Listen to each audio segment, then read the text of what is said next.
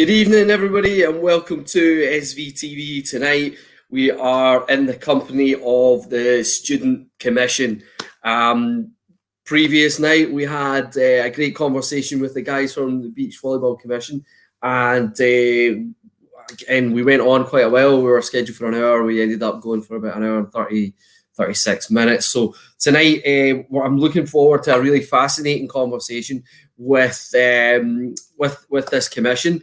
And this commission tonight has got a little bit of a difference because we're in a position with the Student Commission where two of the members are brand new to this activity. So we're going to get a unique insight into why people take up the role in the commission, and obviously we want to explore what their background in volleyball is and what they hope to bring and achieve with the commission. And then the other side of it is we've got Paul McPate and Bill Stobie, who are very, very experienced in this sector. So without banging on too much from me, let's bring out the Student Commission.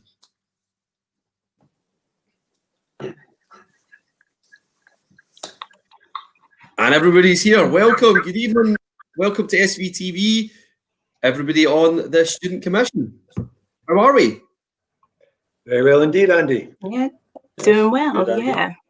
All right, excellent. So we've got Paul McPate. If you're a volleyball viewer and you don't know who Paul McPate is, you need to take your head out of the sand and have a look around. The same sentence is just reiterated for Mr. Bill Stobie, who is again equally up there involved in volleyball. And as I alluded to at the top of the show, we have Lauren Banks and Fraser Clark, who have just joined.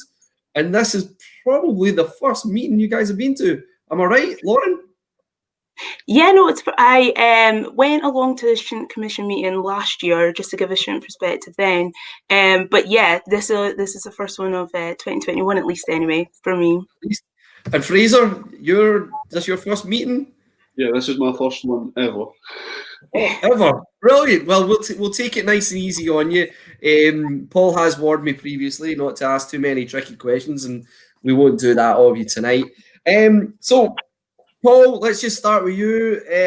What is your role with this commission, and how long have you been doing it? My role, Andy, is chair of the commission. And we need to understand this: the Student Commission for Scottish Volleyball is also the volleyball management group for Scottish student sport, which we'll come on to, I'm sure, in conversation. Yep. So it fulfills two roles. In terms of the chair of the Student Commission, obviously I chair the meetings and I represent the student sector at other commission or chairs of commission meetings with Scottish Volleyball. I coordinate the activities of the commission, and I work with both Scottish Volleyball and Triple S, which we refer to Scottish Student Sport as, just to identify where we can best support the student sector. Specifically in terms of Scottish student sport, I'm the women's chair, so chair of women's volleyball. And there's a couple of specific things there. I support the delivery of the annual Triple S Cup, which we'll touch on in February. Organise and administer the national team programme for students, for the higher level performance students. And I engage, most importantly, with the club captains and the students to see what they need to support their activity. So it keeps you busy. I mean, with all that you've got going on, have you got any time for anything else? It's a balancing act, but I never have any problem devoting time to the student side of things, to student volleyball. No issue at all. Perfect. Bill, what's your role on the commission? If you want to just fill us in. Yeah, this is actually my first year on the commission as such. Yep. For the last 3 years, I've coached the Triple S men's representative team. So that's been great pleasure working with all these great student players.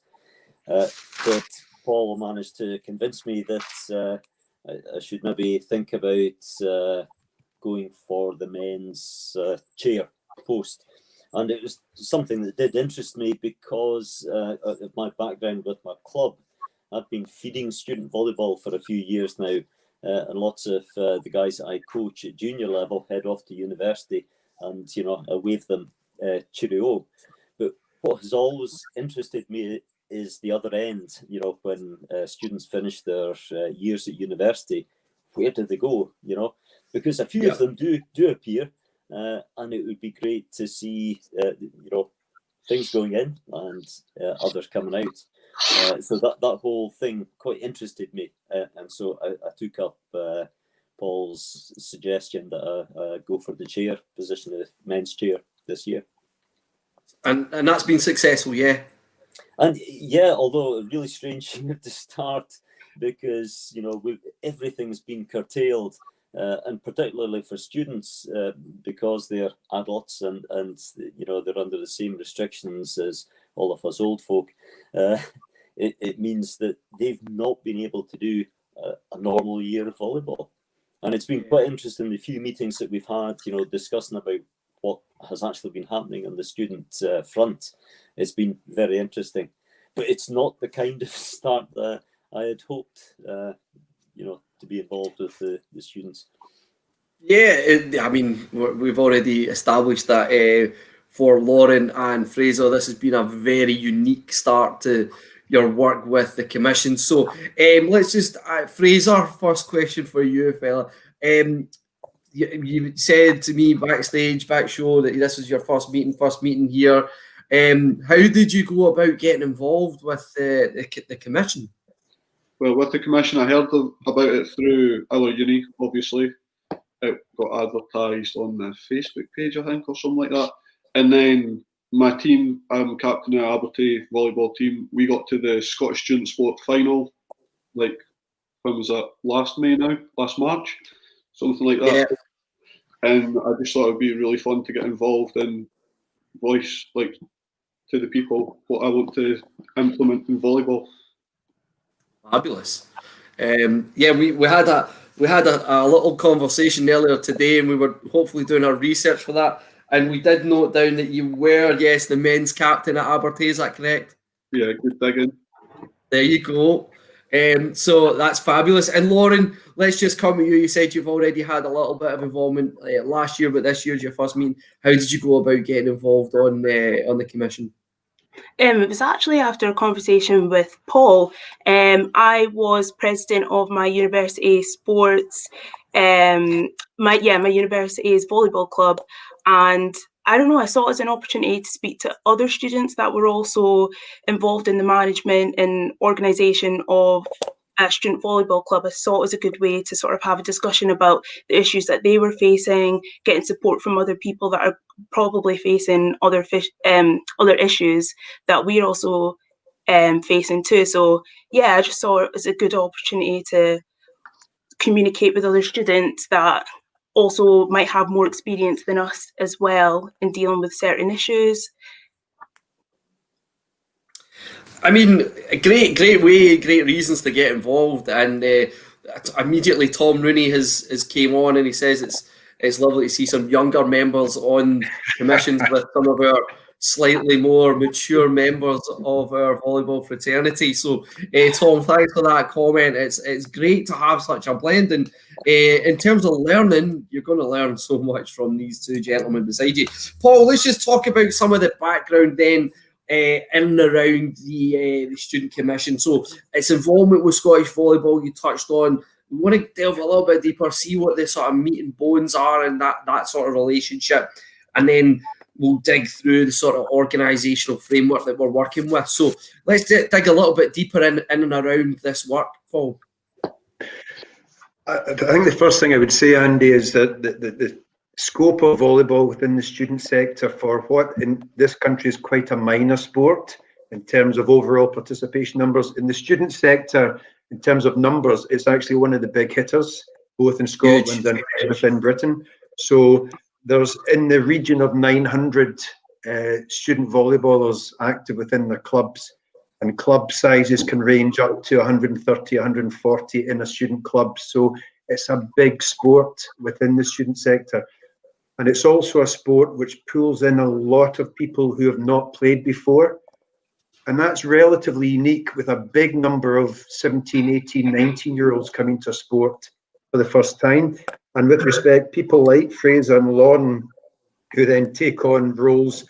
Lauren leading a club with 120 plus people with 6-7 teams are people who are new to the sport and have really been enthused by it. So I think part of our challenge as a commission is actually to make sure that within the Scottish volleyball, people understand the superb work that's going on within the sport, but also to promote that within the student sector and to engage more players. The university sector is very well established, has been for decades. Scottish student sport is about more than just universities, it's also the college sector, and as you know, there's a great potential there as well. So there's still work to be done.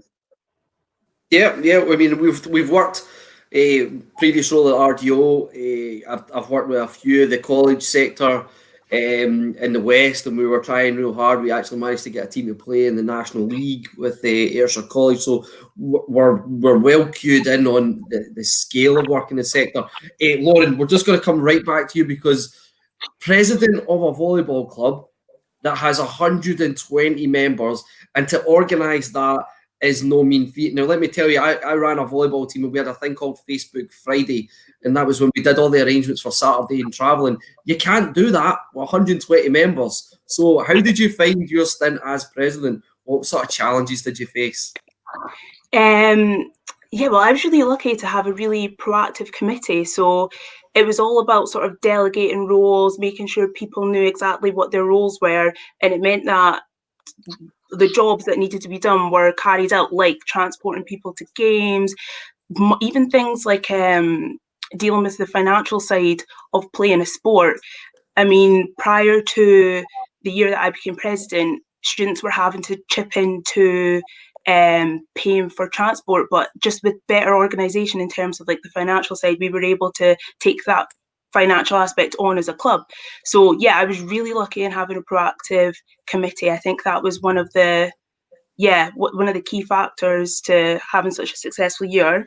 But so the challenges that we were facing was mainly due to the fact that we had so many people, and just ensuring that there was the development of volleyball skills, as in like we had a lot of new members signing up that were beginners, and just ensuring that they were able to progress and develop their volleyball skills throughout their time at university was one of our biggest challenges.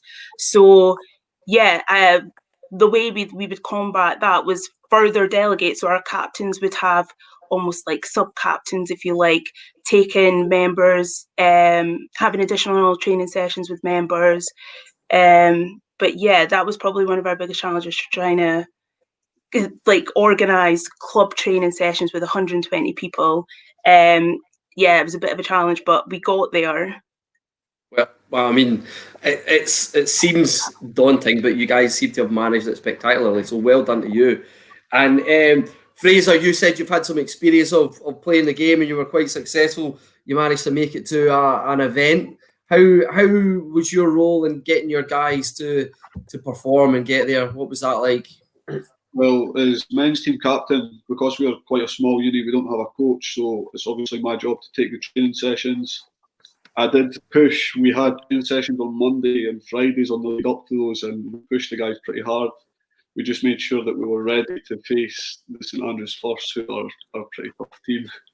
Fortunately, we didn't beat them. But yeah, it was a case of organising everyone so that they knew their roles on the day. And obviously my role as captain meant that I had to fill out all the forms and stuff. It was nothing that you can't handle, but it's a bit fun, isn't it?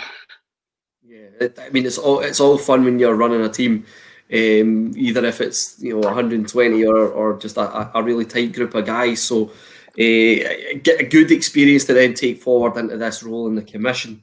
We talked, Bill, about your involvement through some coaching. Now, as long as I've been about, from a wee tiny lad, you've been in a coaching role.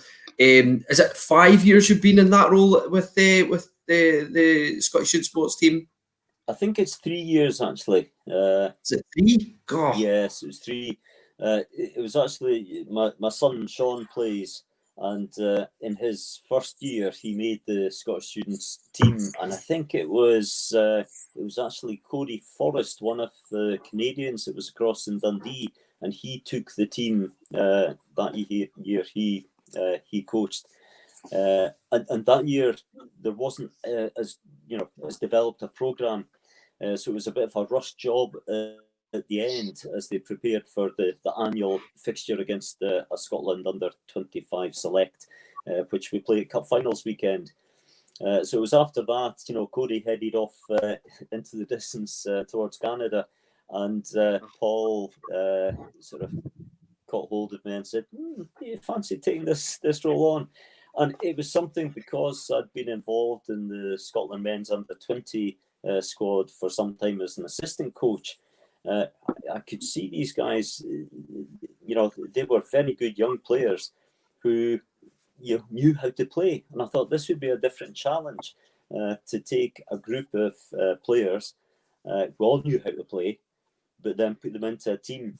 And I think the guys that come along really enjoy the training. There's limited training because there's limited time in a student player's calendar, but they enjoy the uplifting of the level, because they're playing with lots of good players, and some of the scrimmage sets we have during the trials are just amazing. Great standard. So difficult to choose a team there, Bill? Always very difficult, and there's always some people who are really disappointed. I normally choose 15, although only 12 can come to any of the matches. Although, because some of the matches are not official, we can pool on other guys and possibly have 14. I normally have 3 in reserve who, if anyone gets injured, we can call on them as well. So it's, I guess it's a great honour, but it's always, as you say, it's very difficult when you're choosing players, because you know how much it means to them. Yeah. And it's always a hard call. There's always hard decisions to be made. I mean, that's the role of the coach. You've got to make the hard decisions and hope that everybody is on board with you with it. This is a nice little segue in, Paul, because we started there. We talked about experience of running teams and playing in teams and coaching teams. Now it's time to talk about the fantastic opportunities that the student game provides in terms of competition. So why don't you just delve a little bit into what competition structure looks like in the student sector? This might be a challenge for some viewers. We'll take it nice and slow. Yeah, I think one of the things people might not understand is there is a whole student competition program. So they probably won't be aware of it unless they specifically know people in the student sector. And the students play in what they call BUCS leagues, and BUCS is the acronym for British Universities and College Sport, which is an organisation that oversees a programme throughout Britain, over 6,000 teams across 50 plus sports, huge organisation based in London. And we talked about Triple S and Scottish Student Sport. If you think about the two organisations almost like British Athletics and Scottish Athletics, Triple S is like the governing body, if you like, of student sport in Scotland, but much more than that. So the students play in their BUCS leagues. They're one of 5 regions within Britain. So we have our own Scottish leagues. And there are 35 in total, 35 teams involved in that. I think there are 18 women's teams and 17 men's teams across 5 leagues. So that's a big programme. And these matches generally take place on Sundays. Yeah. Historically, but we also have some universities that play above. So we've got 3 divisions in. I've got to get this right. I think it's 3 divisions in the men season pass, 2 divisions in the women's. But we also have teams playing above that. So if you go above Tier 1 or Division 1, you then go into a British league. It's either a North or South Britain. So Edinburgh University women, St Andrews University women play in the Premier League North. And they're playing against some of the best teams, not student teams, some of the best teams in Britain, likes of Northumbria, likes of Durham. And we've had other teams like Glasgow Glasgow women go into that level, very, very tough level. And these are Wednesday afternoon games generally. So the commitment for students to be travelling not just to Newcastle, but to Sheffield, to Manchester, sometimes as low as Loughborough, to play one fixture is a huge commitment. Yep. So that's the league structure, Andy. But on top of that, there are, and Fraser alluded to it, there are cup competitions within the BURC structure. So there's a main championship those Premier League teams will compete for. So the best student team in Britain. There's then a trophy where our Scottish teams compete, for the tier 1 teams compete. And then what Fraser played in is there's a Conference Cup for the Division 2 and below teams. So there's really a competitive six-a-side outlet for all levels for students. The challenge, and we'll come on to this, in a club like Lauren led at Dundee University with 120 plus students, is that we only have 2 teams playing in the BURCS League, a men and a women's first team. We've got other teams playing the local district league. But for that 90 or so students, we need to find competition outlets for them. And that's part of the Commission's work, to look at other outlets, 4-a-side, city competitions, recreational events, etc., which I think we'll come on to. Yeah, we've long spoke about the lower sort of end of the competition spectrum. The higher sort of end seems to be catered for in more ways than you could shake a stick at. But we're talking about the recreational players and clubs that are really looking at how they cater for such large members. Lauren, what did you do to try and bridge that gap with your club? How did you find that sort of competitive, organised activity for your 120 members? What did you do with them? So I remember when I first joined the club, for our beginners, there was a district league that we could participate in. So we were competing against another local university with their beginners, and that worked quite nicely. I think we had maybe 4 or 5 teams that participated there, but it was just nice for beginners to get a taste of a bit of competition in volleyball. So going along and playing people that they hadn't played before. So that was a nice introduction, and it helped them develop different skills. However, as time went on, those other teams weren't able to play for a number of different reasons, and so we had to sort of set up our own league, if you like, just to still be able to provide that sort of competitive flavour for beginners, because a lot of our beginners do play for the social aspect, social aspect in university life. However, a lot of them do want to develop their volleyball skills and go on to be able to compete at a higher level. So it is important to be able to have that sort of game experience. And so it was important for us as a club to be able to sort of provide it in whatever shape or form we could. So we actually opened it up to other people. We opened it up to the public to be able to join, and just to try and get new faces on the court as well. And that was pretty successful. That was pre-COVID, so that was 2019, 2020 we did that. And yeah, we had a positive response to that from our members and the people that were joining in. I think at one point as well, we had the people that were like the staff that were running the hall that we play at, making a team and joining in as well. So it was a lot of fun.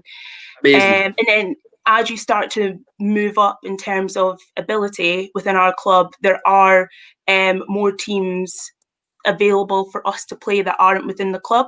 So they are more catered for there. It's just making sure that we have enough players that are at an advanced level to come down and help support sessions and provide training and give, hints and tips, that sort of knowledge that you need in order to progress. So yeah. Well, I mean, and again, fabulous effort by you guys to bridge that gap. Paul, you and I have spoke countless times about 4v4 and the utilisation of the long net sort of activity. It lends itself to large numbers. I think we've spoke again about that and how that can be rolled out. You're quite passionate about that, aren't you, Paul? Yeah, it's the way forward, Andy. And we talked about Triple S and Scottish Volleyball there, and there's a very, very close partnership. It's one of the formal partnerships that Triple S has, one of the most successful ones. And the four-side net, the whole length net, has been supported by both agencies. And we've gone out to the clubs, and this is part of the Commission's work to engage with the students, see where there's a need and a benefit for whole length nets, both in terms of supporting club training and the huge numbers that student clubs get every September, October. And you really need a whole length net to address that. But also in the four-side game, Andy. So the way to develop as a beginner player is in four-side. You accommodate bigger numbers, you get 50% more touches of the ball. And that's, I mean, if you come to the University Club at Dundee and other clubs, we train on a Friday night, 6:30 till 8. And you can stand in the hall and watch 60, 70, 80 students at that time of a night playing four-a-side. So it's absolutely the way forward, and it's one of our priorities for the coming season and for 2021-22, I think. 21-22. We've got some questions starting to flood in, right? And we're going to jump. It's a little bit early, but I'm going to jump in and take this question, Paul. And again, this is open to everybody on the panel here. So Rowan Johnson she's asked this question. Student volleyball has such a large international population. What impact as a commission do you see Brexit having on the game in Scotland? A lot of folk really haven't contemplated what it's going to do to international students or European students, but I guess from clubs you do see a lot of European students coming to institutions. What's our thoughts on this? One of the biggest strengths of student volleyball, Andy, is the international element of that. So yeah. It's a bit of a standing joke at Dundee. I keep a list of the nationalities that I've coached over my lengthy time there, and I'm now approaching 80 different nationalities in my list. But year on year, we have usually around 25 to 30 nationalities. I know because I ask the students and we list them each year. But the key point here is what they bring to the game. They bring different perspectives, different experience, which you don't get in a small country like Scotland, and they really enrich the competition. They enrich the cultural mix within the club and all the social aspects. And I've got a real concern about Brexit, and it's a really good question from Rowan because of that. And we'll have to see where it takes us, but it is one of the key features of student volleyball is that international mix. And Bill will know from the representative side at the national team, the ability for talented young junior Scottish players to play alongside German, Spanish, South Americans at a competitive level is absolutely invaluable. So yes, very good question. Yeah, we certainly found that, Andy, when the Scottish students did the under-20 men in warm-up matches for the under-20 team. It was fantastic playing against young, fit, hard-hitting players who sometimes they're not the canny old players that like yourself, that play all these shots. It's all about power, and that's what the game is about at that young man sort of stage. So it was perfect opposition for the under-20 men, and also for the students, it was a great outlet playing with the best of the other students from, as Paul says, all over the world. I think the last team that was selected, we had 8 or 9 different nationalities in the squad of 15. It's just fantastic, and it's as Paul said, a very, very good question, because how Brexit affects the number of students from particularly Europe coming to Scotland, I'm really not sure how that's going to pan out, which is a bit of a worry. Well, we can only control the controllables at the moment. We'll worry about it when we get to that stage, and we've got fabulous brains on the commission that will come up with some answers. There's a great question come in from Tom Rooney. Everybody needs to know that Tom Rooney is one of the coaches at Glasgow, and his point is this: In Glasgow, they have drop-in sessions for playing only recreation, where coaching happens at the lower and at the lower level, and then at National League. How does the Commission see the engagement and encouragement of coaches to support all these levels across colleges and unis? Can I pick that one up first, Andy? It's Certainly can. Great question. Glasgow's organisation is slightly different from other universities, and it's just the way they work in that they don't work so much as a club. They have their teams and they have a well-established recreational setup, but it's not within the club, if you like, and that's absolutely fine. One of the strengths about student volleyball, and I see it week in, week out at Dundee, is the ability of the beginners to be alongside in club sessions, alongside the better players.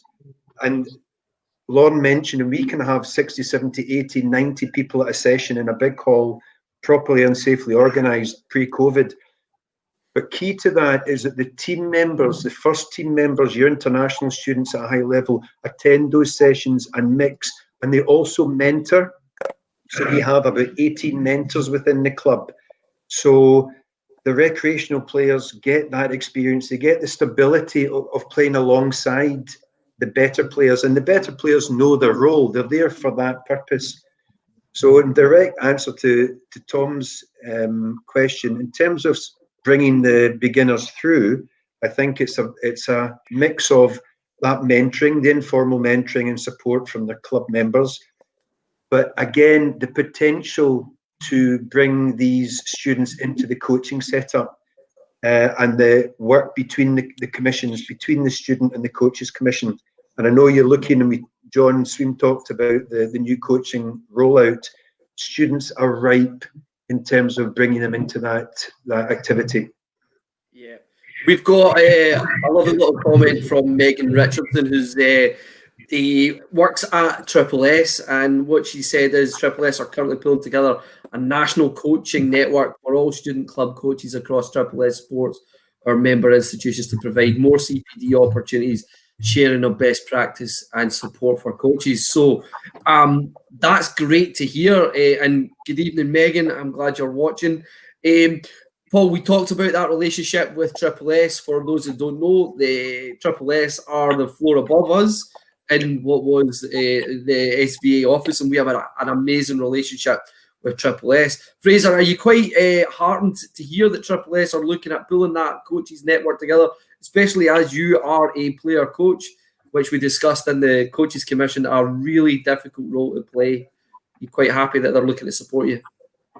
Yeah, it's good because you do start to run out of drills. There's only so often that you can run the same drills with the same boys or the same lasses. Like, you get bored there, so a bit of variation is good, and input from other coaches would be great, I think. Totally, and I think what they're saying there with the creation of 4v4, it gives you another avenue to develop at the university. Do you have any plans for playing a bit of 4v4 at your club? Still me, Fraser? Yeah, still you, Fraser. Well, 4v4 at Abertay is on Monday nights. It's very relaxed. It's very relaxed. Obviously, the first team players can come in. They can mix in with other people, very much like Dundee's setup. We did try get a district team together, but with the new people coming in, they feel a lot of added pressure to turn up to these games. So quite often we couldn't field the team, so we kept it internal, and we got great numbers for that throughout the year. Brilliant.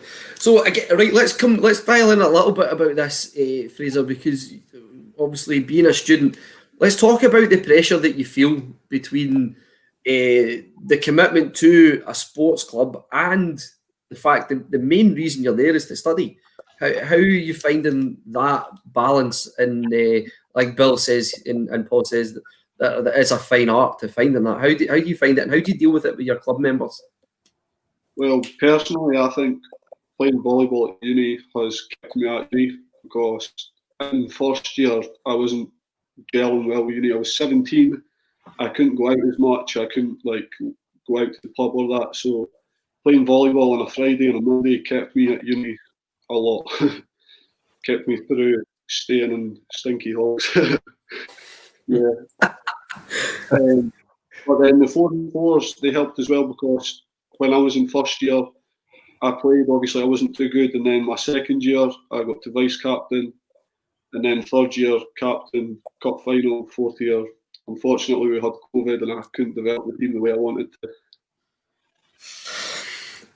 We keep coming back to this horrible COVID. So, Fraser, you alluded to that it's taken away from the final from you guys. How did you handle that news that you weren't going to get to do that? It's unfortunate, but I think I'll still definitely look to keep on playing volleyball after uni. It's just, if anything, it's kept wanting to play more. Like, it's what kept me wanting to play sport after uni. Amazing. Well, if we've converted you into a lifer, that's a fantastic job, Mr. McPhee. What do you think? We've got a lifer there. Lauren. We'll see. Lauren, again, similar for you. COVID, how's that hit the university, and what's that mean for you guys as students? Yeah, it's been a bit of a strange year, to say the least. All the plans that we were sort of making towards the end of last year have sort of been put on their head, and we've been faced with a totally new set of challenges that I don't think we'd ever expect to be facing. But some of the parallels between the old challenges and new challenges that we've been facing is that we actually had quite a high turnout in terms of matriculated members. We had 47 members matriculate this year, and we're only able to run sessions, I think it's at only 24 people per session. So we were in fact turning students away from being able to participate in our sessions, which isn't ideal, but we need to operate in a COVID safe way. So yeah, it was just about ensuring that we can sort of fairly divide up the time that we do have to play volleyball, which I think's been so important, especially this year, just with students' mental well-being, still being able to go out and be active, and I think it's sort of been a good way to uplift everyone's spirits during a time that's been quite difficult and a bit glum. So yeah. I mean, that's a very polite, nice way of putting it, a bit glum. Yeah. Listen, we can flat out say it's been horrible. Flat out say it's been horrible. But I mean, that's where such an important message that you guys are giving, Fraser and Lauren, about how important volleyball is to a student, particularly the story, Fraser, your story about being 17, being in halls. It gave you that outlet to keep you there and keep you motivated. And then, Lauren, what we're talking about there. So important messages, and I think it's great that we're hearing it from you guys. I want to dig just a little bit more into the sort of organisation, Paul, and maybe then Fraser and Lauren can give me their views on this. It's the lifeline or the timeline of a student club. There's that turnover, that matriculation that you were talking about, Lauren. That's obviously pretty difficult in terms of an outgoing senior player and somebody new coming in. How do you handle the constant changing and turnover of positions on committees, treasurers, social conveners, presidents, etc.? How do you manage that within the university and the university club sector? I'll go with Paul first. Yeah, and again, Andy, I think for people to understand the structures around student sport, so certainly within the university sector, for the majority, not all, but for the majority of universities, there's a supportive structure around the clubs, all sports clubs. So you've got a sports union, which has a staff, and normally you'll have a sport department. So there's a very supportive hand for student clubs, and that support can take all sorts of forms. It can be a financial support, but often it's in a development front, very much like Scottish Volleyball. So there are staff or sabbatical students who support the clubs, and that support could come in the form of development planning, and that's a key aspect for student clubs. So it's not just a cyclical in and out with almost like a political agenda, and then somebody else comes in and has a completely different idea. So the development planning, 3 to 5 year visions and plans for clubs are really important, and that tends to be the structure within a lot of universities. What you do get though is, you get that freshness and you get that influx of new ideas, and sometimes in community clubs there can be a staleness. You have the same people doing the same jobs year after year. So as long as there's a structure there that supports the students and you can channel that freshness into a development plan, then it's a really vibrant sector. Magic. Lauren, you said that I think at the top of the show we alluded that you were the president of the Dundee Uni Club. Is that right? Yeah. At one stage, and then you've also been social secretary. Is that correct? Social convener. Yeah, maybe? social secretary. Yeah. Now, a little birdie told me that you managed to take a trip away with around, was it 70 people? Yeah, I think, about 75 people. We went off to Barcelona a few years ago. Yeah. It was an enjoyable but stressful trip as social secretary. But we all made it back in one piece. That's the main thing. Nobody get left behind. Fabulous. Fraser, I think you need to talk to Lauren about getting yourselves a wee holiday there, fella. She sounds like she knows what she's doing. That sounds very nice, actually. I'm not jealous at all. And what was the reason for the trip? Was it just, let's go and do something fun? Yeah, well, every year our club has a trip abroad. So every year our social secretaries will have to, well, not this year, obviously, but traditionally we'll go abroad for a weekend, play a bit of volleyball, eat good food, have a few drinks, and just bond as a club. It's always good fun. Yeah. Andy, I'm not going to let her off with that. I'm not going to let Lauren off with just. She's underplayed that. She's well underplayed that. You mentioned that, you touched on this earlier. There's a very big difference between semester one before Christmas and after Christmas, because the academic pressures and student ramp up after Christmas, hand-ins, academic dissertations and exams coming up. So to organise a trip abroad for 75 people over a weekend, all the logistics on top of everything else, as well as the other social aspects of the club, is a huge undertaking. And the pressure on somebody to be responsible for 75 other students. So we might come on to that, but those volunteering skills and that skill set is something that we need to ensure that Scottish Volleyball, that's why Lauren's on the commission. Absolutely. To make sure that we tap into that experience. Absolutely superb. Brilliant. I'll bump you up there, Lauren. Fraser, I think you need to be saying to your guys, come on, we can get away here. We'll learn some lessons and see if you can't get your club away. Do you guys do social activities? Maybe not on the scale of European vacations, but what's it like for you guys? Definitely not European jaunts abroad, put it that way. They're very much Dundee, or maybe if the alumni come back, it'll be a night out or a trip to the pub, perhaps. No European jaunts for us, unfortunately. I have sampled Dundee's nightlife. It's certainly fine. So excellent. Right, listen, there's a really good question. Bill Stowey, we're coming at you with this, and it's somebody we're familiar with, so let's have Ewan Gilbraith on. Ewan, thanks for your question. Ewan Gilbraith, would you say that a player hoping to develop within the sport and play at the highest level possible is better playing for a university team, or by reaching out to a local club and playing National League? He's asking for a friend. Right, that's quite simple. Play for both if you can. And if you can't, play for your university team. I mean, a long time ago, I was a student. I was like Fraser. So I came to university. I played a little bit at school, and I sort of worked my way up through the university team at the time. And it's the social side of playing with players of your age. If you go off to a local club, a lot of the guys will not be your age. They'll just be different from you.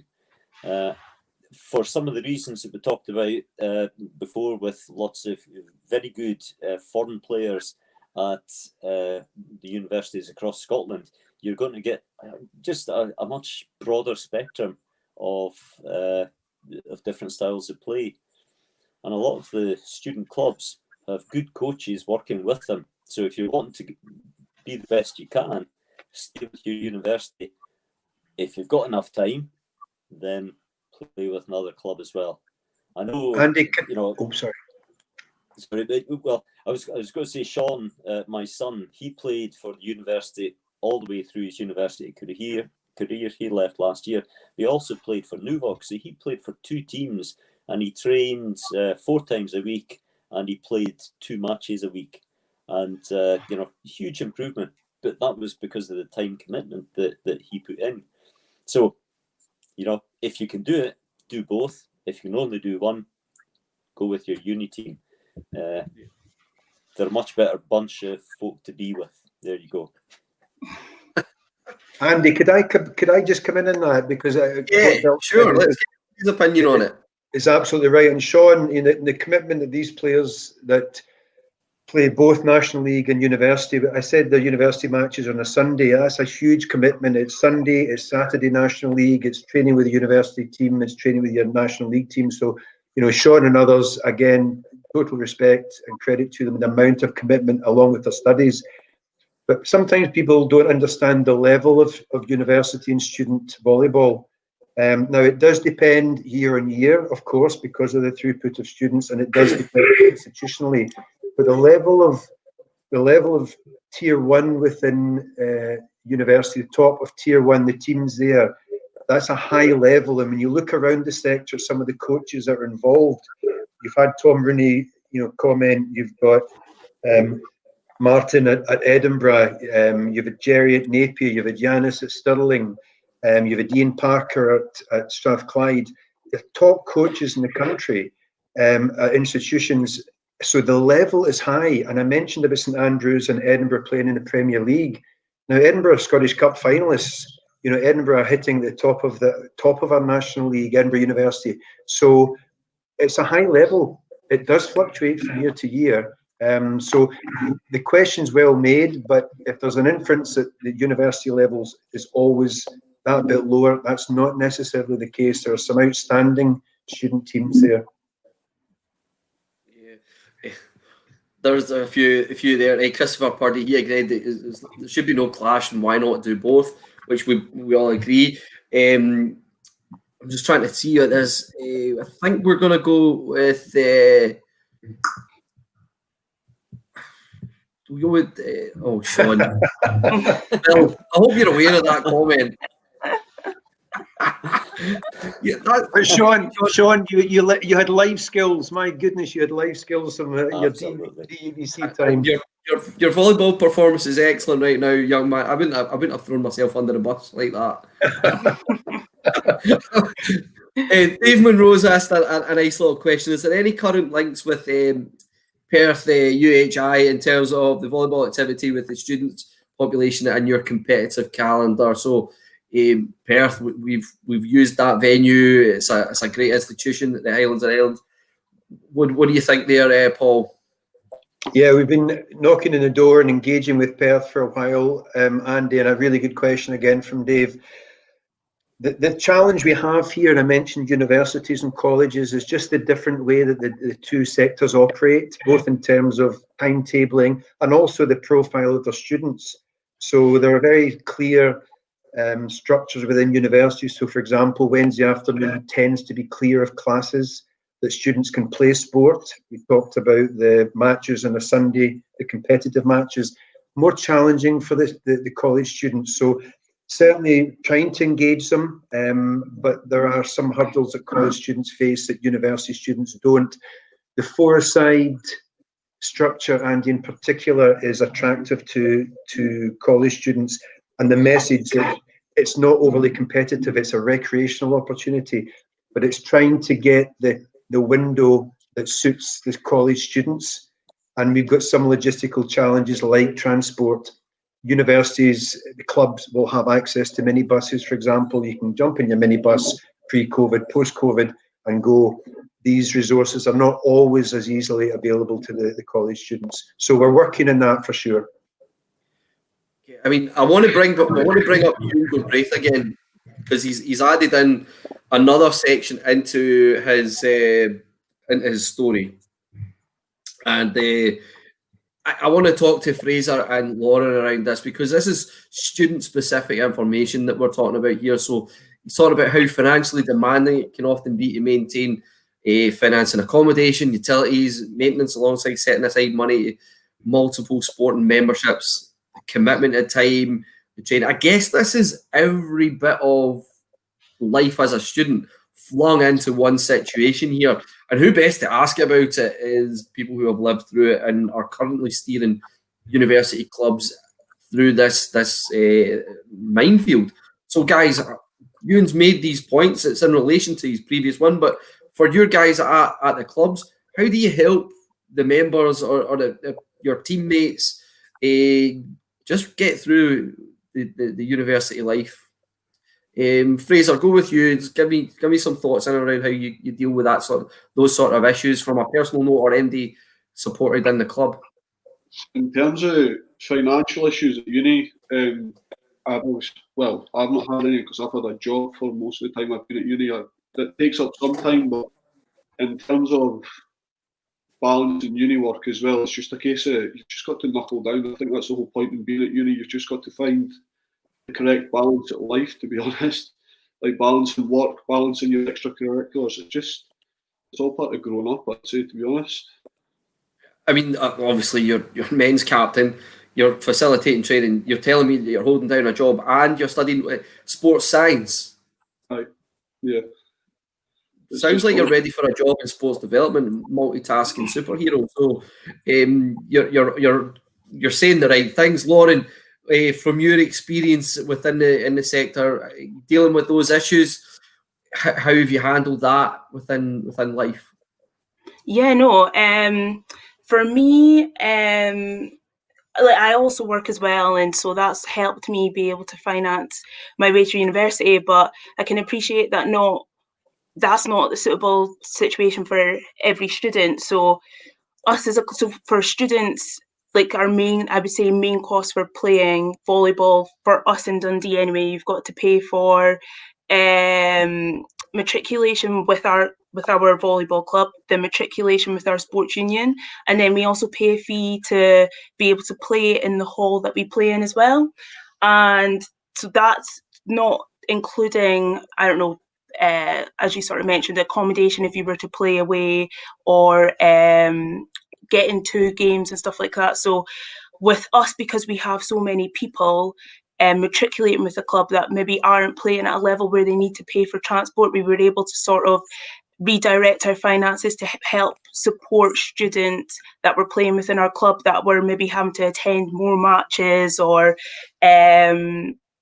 more matches than other students. Obviously, if you're playing at a more competitive level and you've got competitive matches to play, you're going to have to get there. So we were able to pay for buses just by sort of relooking at our finances and thinking about our members' needs. And so that sort of did alleviate the financial stress of the people in our club. But yeah, no, it can be quite difficult. Yeah, it's just sort of trying to ensure that we can help the people in our club as much as possible.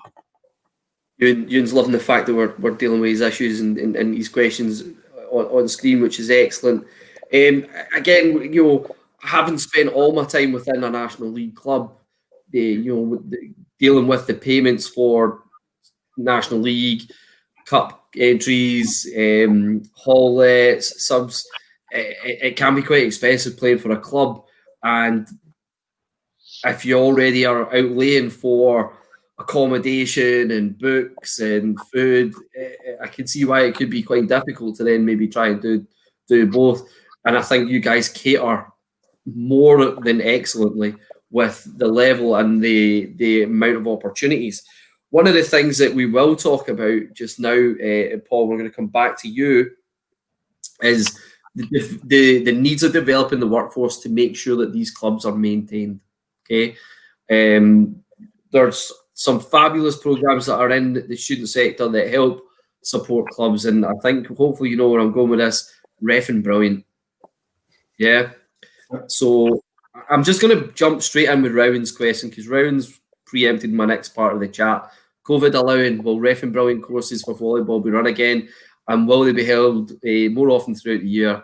Having them right at the start of the first semester isn't always ideal, especially with new students joining. So, Paul, let's just dial back before we go. Let's just tell us what Reffing brilliant is and the inner details of it, and then we'll go in and try and tackle Rowan's point. And Bill, if you've got Bill or Lauren or Fraser, if you've got something to add in on this, maybe haven't experienced it, chip away.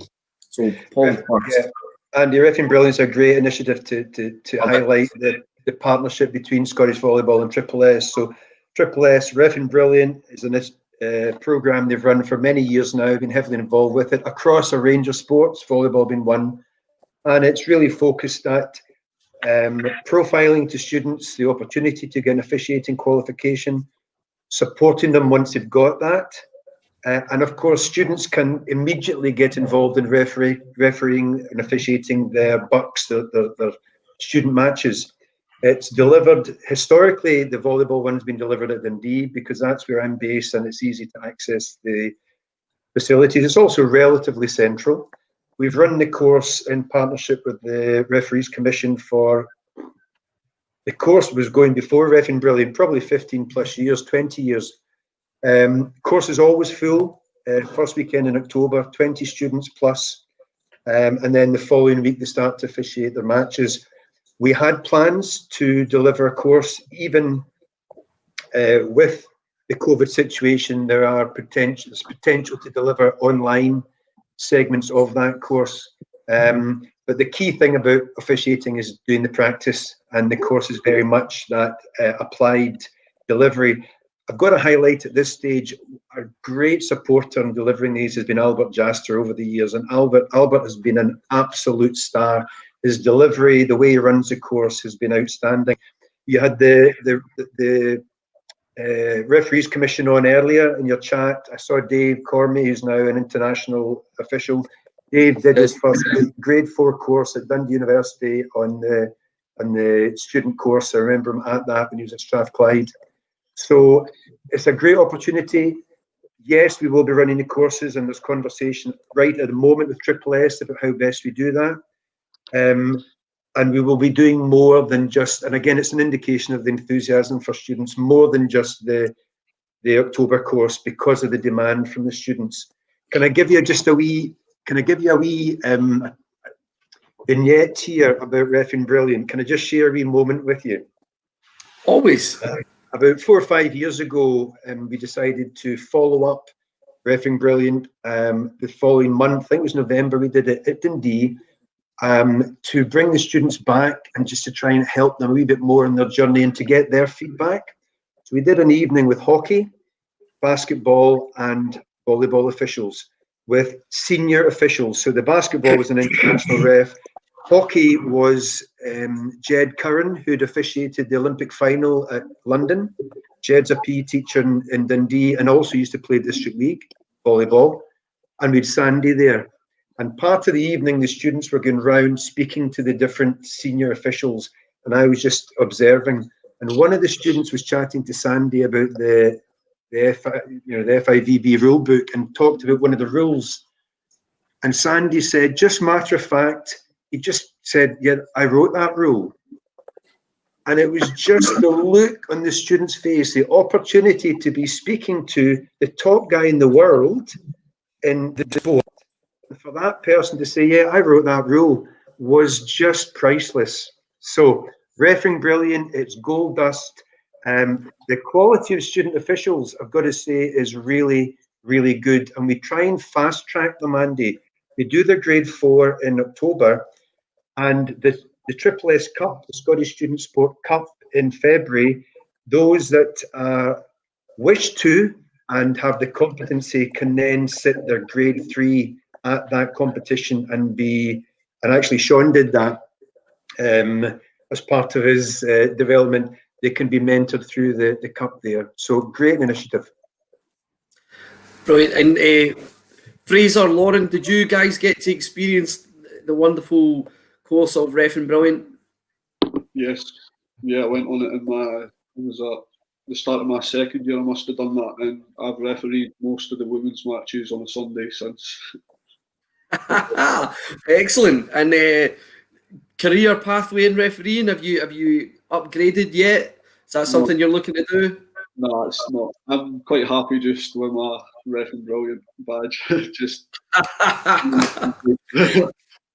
And Lauren, did you go through it? Have you been through that process with the club or with yourself?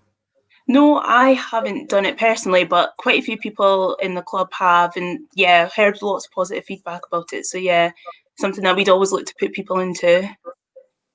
Well, what I would say to you is, if you want to get better as a player, there's 2 other avenues that can help you. You need to learn the rules. That'll help you be a much better player, and you need to learn about coaching. Because once you get all those 3 bits, the puzzle, things start to become a lot clearer. And with that little segue, I'm going to come back to Bill Stobie.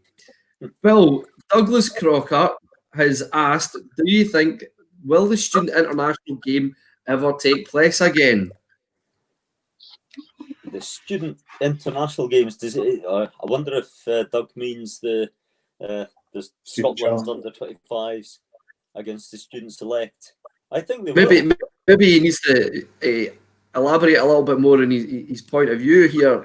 Yeah, I'm not sure which game he's referring to, but we do have quite a good challenge match what you alluded to at Cup Finals weekend. And one of the things that we've done over the last couple of years is sort of expanded that, and the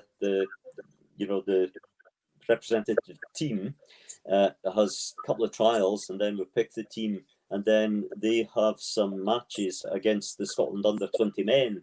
So it gives me a chance to give lots of court time to the student representative team before the big match, which is at Cup Final weekend. It's always on the Friday evening.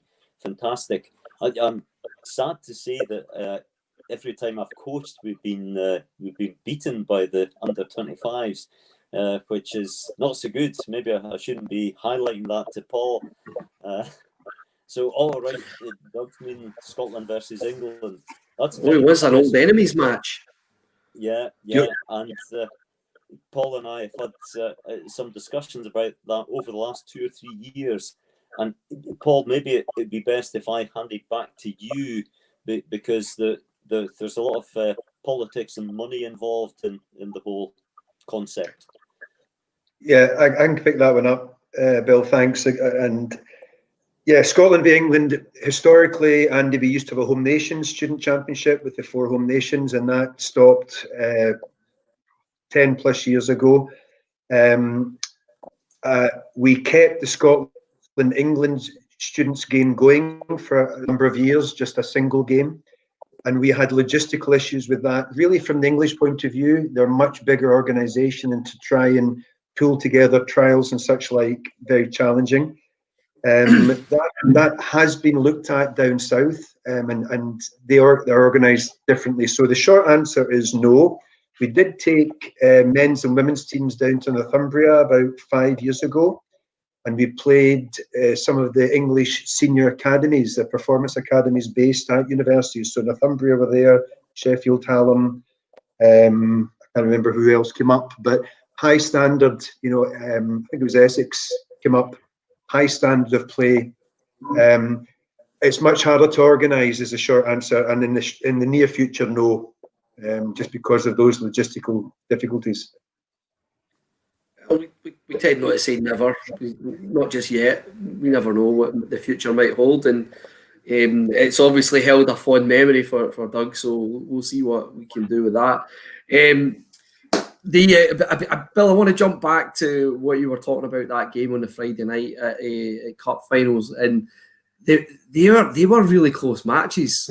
I remember commentating on them on the Friday night, and I know that you said that you may have lost them, but it's really close, in which I guess that just shows you what the level's like.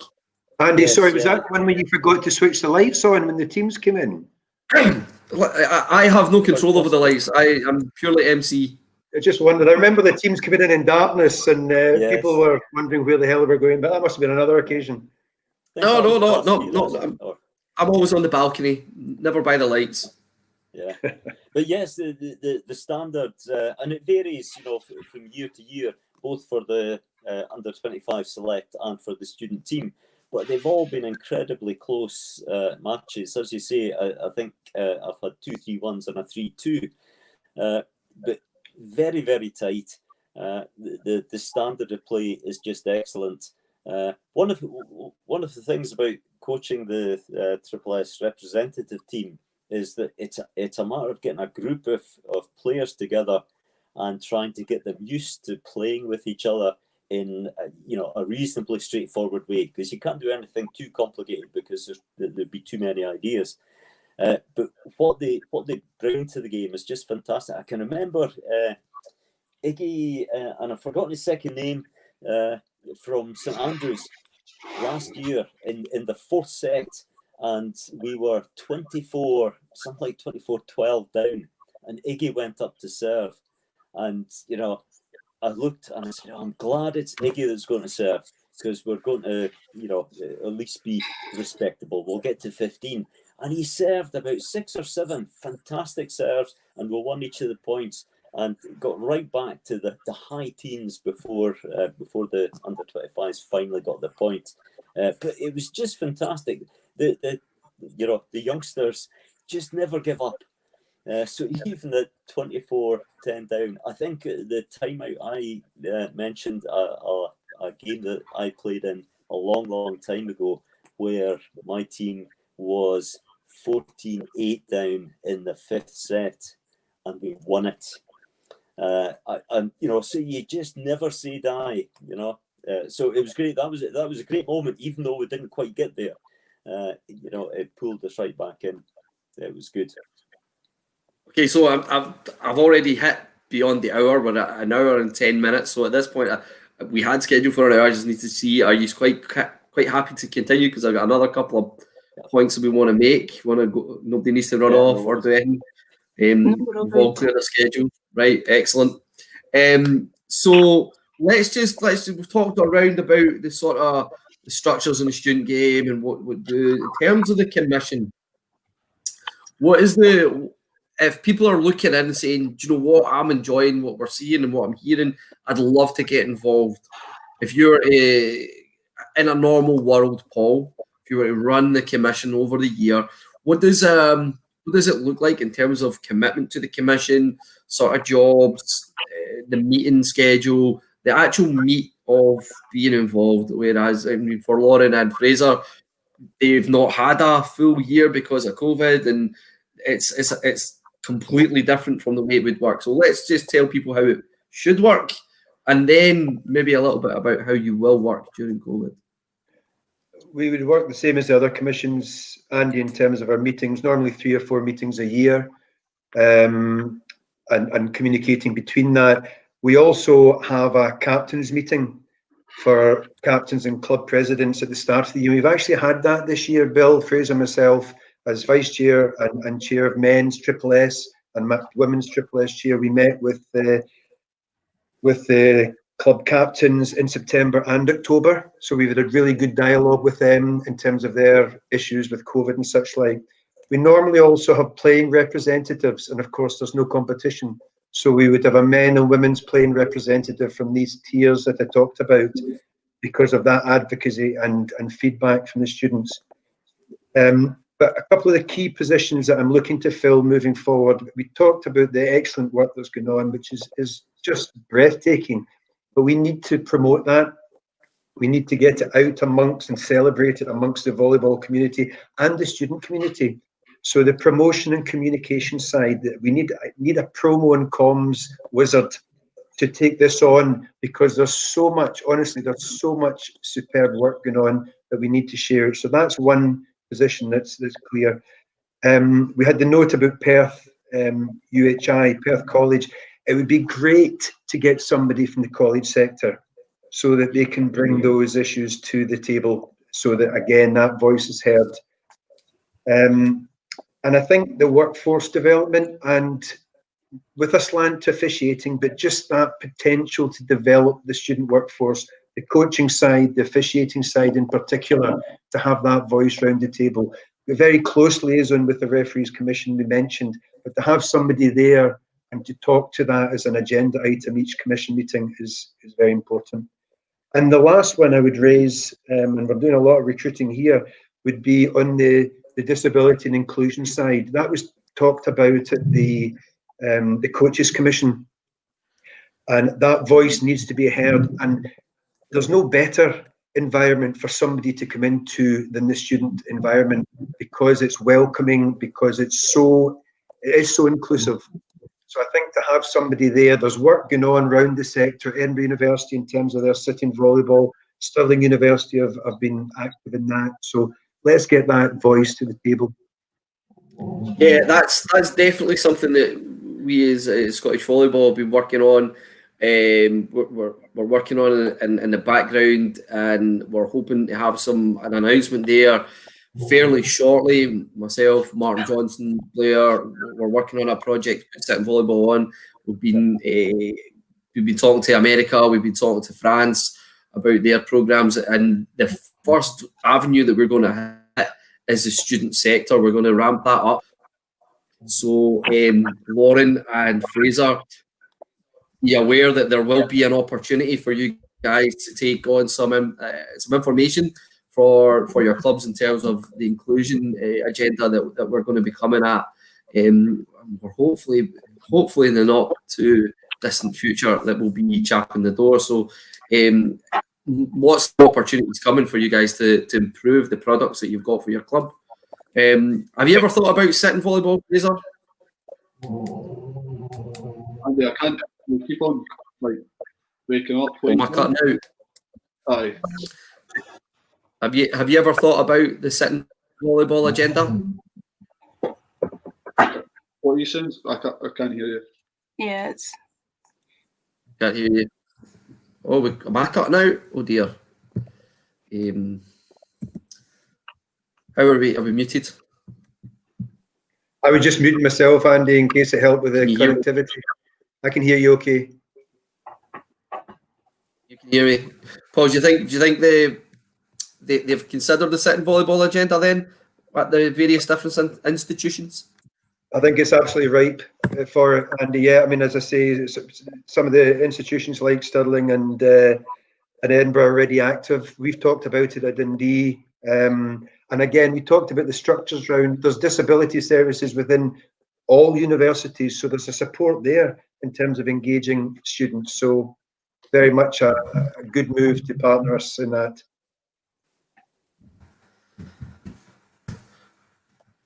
Just type the question in the private chat, Fraser, so if you can read that, you might want to answer it. Happy days. Right, okay, yeah, the Sitting Volleyball, yeah, we've thought about it because it allows more people to be engaged with, well, the skills and support are needed, but you have to move a lot less. It's obviously a conditioned court. We have looked into it, but unfortunately we don't have the facilities at Abertay. We have All right. that we would want to do.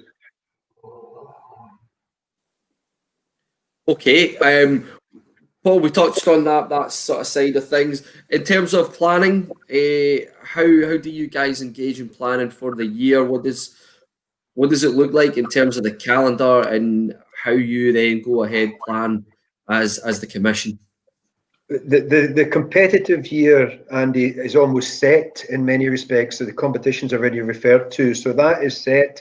And we talked about a priority for the four-a-side. For me, it's the people that want to play competitive six-a-side will filter into that. The large number of students that don't, that is our priority. The four-a-side delivery for me is an absolute priority for the commission and the student sector. And that also dovetails, as you know, with Scottish Volleyball's vision in terms of wider engagement.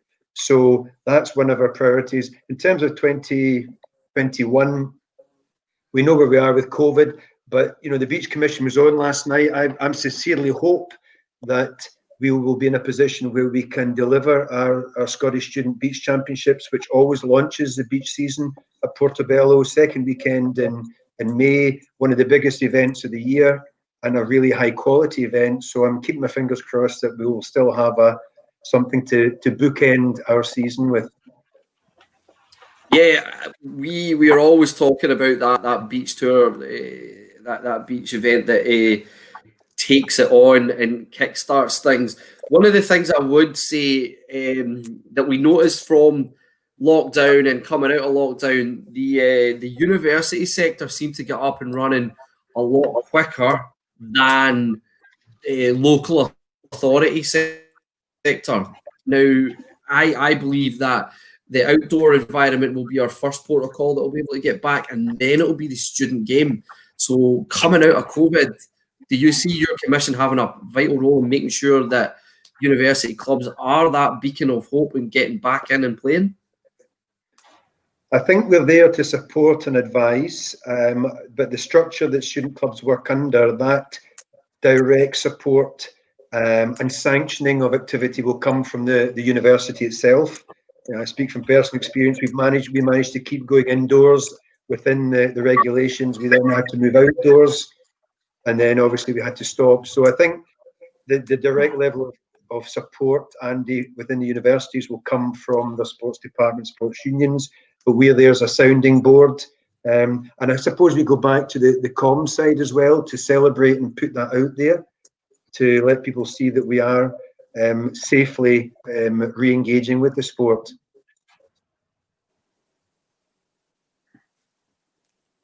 Okay, good. There's a couple other points that have come in. While we're on this beach thread, we'll have Rowan Johnson again. And she's asking what advice you'd give universities who don't have easy access to the beach in order to still to be able to effectively compete in a Triple S beach competition. It's a good question. What would your advice be? From a beach point of view, it's a difficult one. If you want to play, obviously you can do park. Again, within all the constraints, you get out and play two-a-side on the grass and get used to being outdoors, playing, with all the weather issues and on the court size. But we also have a recreational, as Rowan knows, because she's brought a horde from Stirling before when she was president. We have a recreational tournament alongside the beach championship. And again, I go back, that's what student sport's about. It's about ensuring that the whole pathways is engaged.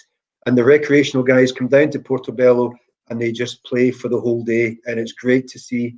And they're as good an advert for the beach game as the two-a-side competitive guys, just because of the energy that they give. So if they're not used to the beach, come along and play in the recreational and have a ball. Brilliant. And Fraser, Lauren, during your time with students, did you embrace the outdoors? Did you take to the sand and partake in the different strands of volleyball? Lauren, go first. Yeah, no, we would all sort of chip in and pay to chip in with fuel, and we'd all share someone's car and head down to Broughty Ferry Beach with our club's beach net. So our club would sort of lend the net to members who wanted to head down and get a group of people together to play on the beach there. So yeah, a bit of recreational fun there. It was always a good laugh. Something And that Fraser, we tend to have you pick played up. some beach? I actually have no, I No. didn't play beach. Oh, No, dear. we've not at Abertay, but we did get the pop-up employment there. We got the net for this year, which has been really helpful with the changing the tiers. So in tier 3, I think it was, we were outside in not the best conditions. It was the mud on the pretty not nice, to be honest. Yeah, so that would allow us to sort of experience outdoor volleyball. But at the end of the year as well at Abertay, we have like a club barbecue, and we just take the balls down to Magdalen Yard in the park, just have a wee muck about with them. It's really good. That's like the only experience we have of the outdoor volleyball at Abertay. Brilliant. Bill, you've very much embraced the outdoor life of the sort of pop up and play and the beach scene. What's been your experience of it this year? Well, it's been great. My own club has been very active on the Meadows. I don't know if people will know, but in the centre of Edinburgh, there's a huge park.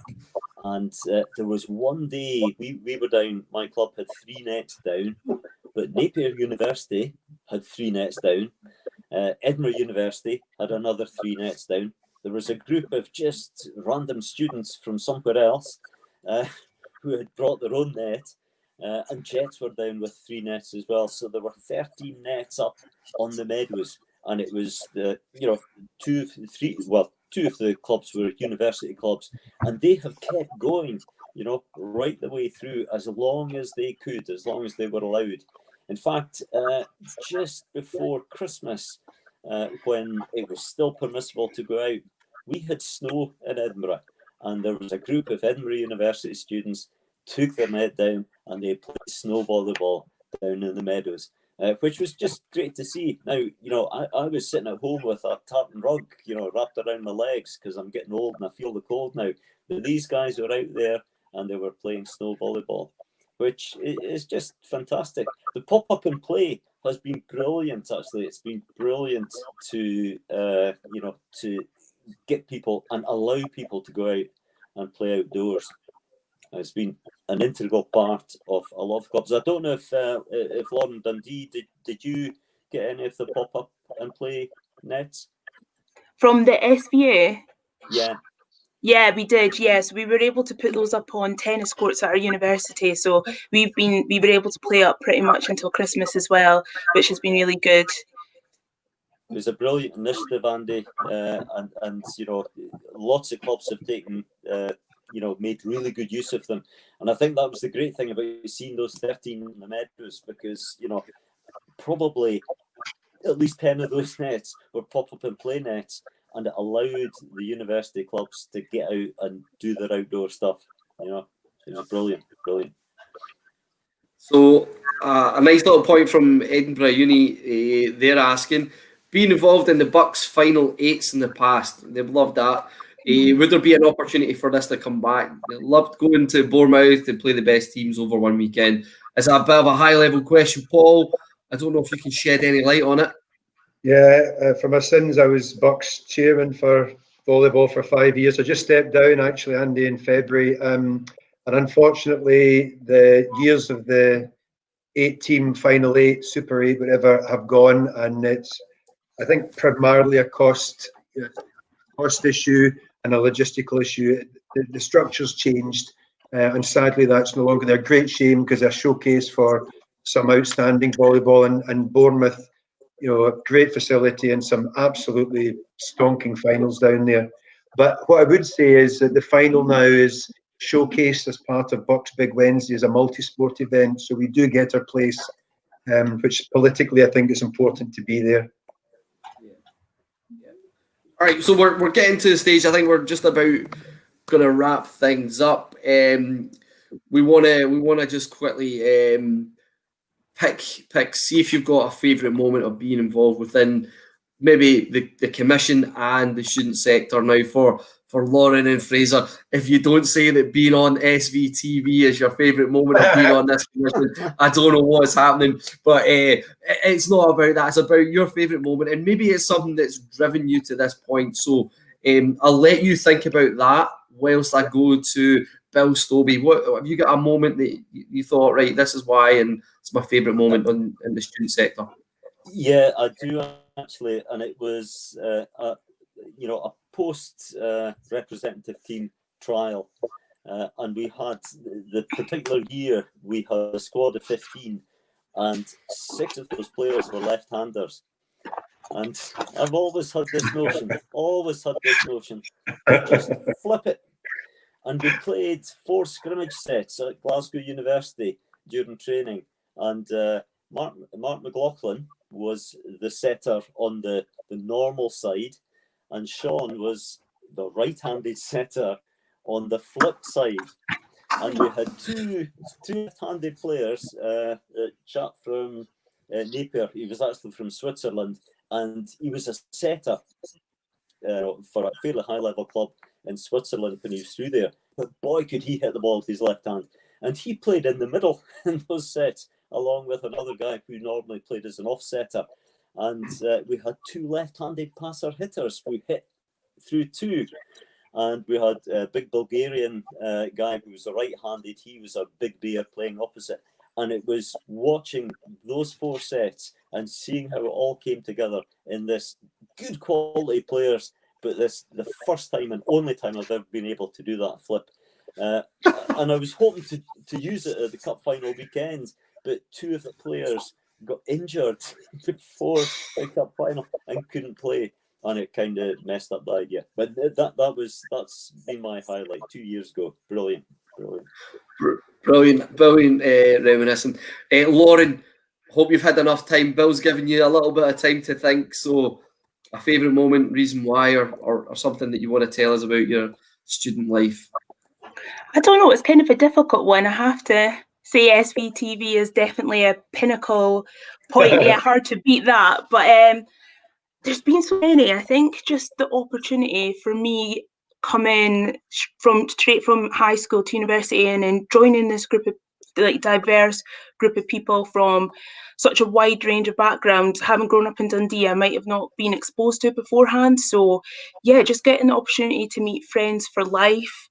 As I said, going abroad, doing things like that, just knowing that I've got, I don't know, a network of people supporting you, sort of cheering you on in a supporting outlet is, yeah, definitely hard to choose a moment. So yeah, it's definitely a highlight for me. But in terms of the commission, coming together with students across Scotland and yeah, getting to talk, have constructive conversations about how we can sort of work on dealing with sort of some of the issues that we're facing today as students in volleyball. I mean, what a way to sum things up. That's captured everything. Fraser, have you got a moment that you want to share with us? Well, I'd say from my first year, it's been very good to integrate with the team. You get to meet some of your best pals at uni, and through volleyball, I honestly have. It's been so good. I've met some boys that will be pals with for life, definitely. And then obviously to captain them through to the final, you're obviously going to stay pals with them after uni. And then to see the whole day of the cup final, the way it was organised, all the different sports there, it made me want to get more involved with it, and that's why I came on the commission. Brilliant. Fantastic. Well, it comes to you, Paul, to give us your final reflection. And my goodness, you've had a career to pick through. Have you got something that stands out for you? Yeah, I've got time to think, and the two I would share with you. One was in 2008-09 when Dundee University women made the British Universities final against Bath, which was just beyond my expectations. And then they repeated that 2 years later, so a real purple patch. But you asked me right at the start how long I'd been doing this, and I just reflected before we come on tonight. And in terms of this post with Triple S and before that, it's actually 30 years, which is, I don't know if it's an embarrassment or otherwise, it's actually 30 years this year. And the reason it's 30 years and the reason I've been coaching at the University of Dundee for 35 years is my main highlight. And it's that sheer joy of seeing people coming into the hall who usually often have played no sport and think they can't play sport. And it's those Friday nights or the Wednesday nights at 8 o'clock, standing back and watching them on court and seeing the enjoyment and actually seeing that they realise they can play sport. And it's that sense of achievement. That's the highlight for me every time I go into, honestly, every time I go into a training session. It's an absolute joy to do. So what a great highlight to have every time you coach. Brilliant. All right, so that's wonderful reflections, wonderful from both points of view, from somebody who's been in circa 30 years to you guys who are fledgling in the commission. We've got the ideas and some of the memories that you have. What we're looking at now, Paul, is we want to get more people to be involved. Like Lauren said, when she went to our club and the exposure she got was a massive, diverse melting pot of different people, different cultures, different voices, different opinions. We want that on the commissions. We want to get that on the commissions. So this is your moment, Paul. Sell it to people. Tell them how to do it. How do they get involved? Email students@scottishvolleyball.org. Contact us through the Triple S Volleyball Facebook page. Whatever way people wish to get in contact after this, Andy, but the students@scottishvolleyball.org email. As I say, there's a Triple S Volleyball, SSS Volleyball Facebook page. Drop a note in there, and we'll be putting out some adverts in the next week or so. So look out for them as well. Fantastic. Well, there's the final Facebook comment has come in from, I believe it is Margaret Ann. She's commented on the Scottish Volleyball page. So absolutely brilliant. Great information and discussion. Scottish Volleyball sincerely thank you for all your commitment and hard work. So so looking forward to volleyball restarting after lockdown and to the Commission future planned activity. Our thanks once more from Margaret Ann, our CEO. It's been a fabulous evening. Again, we scheduled them for an hour. We're an hour and 31 minutes. So I could talk volleyball with you guys all day. I could get anecdotes and just love the chat and the enthusiasm. Fraser, Lauren, thank you so much for coming on tonight. Your voice is so important from the student sector. It needs to be heard, and you need to encourage as many other folk to do the same. So thank you so much for coming on tonight. By the magic of TV, Blair is going to take you backstage. I will wrap up the show, and then I'll come in and have a little chat with you. So the Student Commission, thank you so much for your time this evening, and hopefully we'll see you on the court soon. Cheers, Andy. Thank you very much. Thanks, Andy. Thank you. You're welcome, guys. It happens every time, guys. We get into conversation. Such an interesting side of the game, and one with a massive amount of reach and pull. Such a vital area of our business. So I'm delighted that we've been able to spend an hour and 30 minutes in the company of the Students' Commission. That's us wrapped up for this week, but don't fear, we'll be back next week. And on Tuesday, scheduled for 7 o'clock, we are due to speak with the Special Events Commission, and they'll be taking us through their role, and which is one that's a very key role in terms of the delivery of the events that Scottish Volleyball host across the year. So we've talked about indoors game, we've talked about beach, we've talked about all those things that happen in the year. Special events are the volunteer magicians who get in around the detail and make that happen. So we're really looking forward to that chat. And then hot on their heels on the Thursday night, which will probably be our last evening on SVTV for the month, will be with the SVA board. So you will hear all around the site, all around governance with the SVA board. Christopher Purdy, I'm glad you enjoyed it tonight, fella. Thank you very much for tuning in. It was lovely to get your thoughts and opinions on some of the things. Some kind words about Janos Paniatakis. He's a good friend of ours as well. So thank you very much for joining us. Angela, always thanks for being on and listening to us tonight. Not much more to say, guys, other than thanks very much for your company. Thanks very much for watching. We'll catch you on Tuesday night for another SVTV broadcast. Good night, folks.